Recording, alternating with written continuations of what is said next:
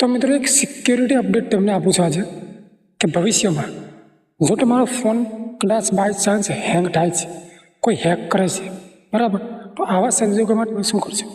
તો મિત્રો તમારે કશું જ કરવાનું નથી. સૌ પ્રથમ તમારે તમારા નેટને ઓફ કરી દેવાનું છે, બંધ કરી દેવાનું છે. નેટને બંધ કરી દેવાનું છે.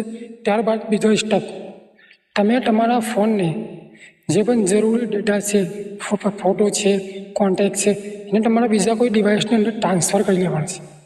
આ બીજી વાત. અને ત્રીજા નંબરે તમારા ફોનને ફોર્મેટ કરી નાખો.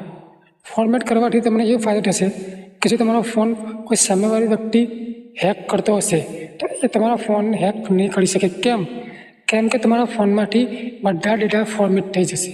જો તમે મોબાઈલને ફોર્મેટ કરી નાખશો તો તમારા ફોનના બધા ડેટા ફોર્મેટ થઈ જશે. સામેવાળી વ્યક્તિ તમારા ફોનને હેક કરી શકે નહીં. તમે હેકમાંથી બચી શકશો. તો આ 3 વસ્તુ તમે યાદ રાખજો.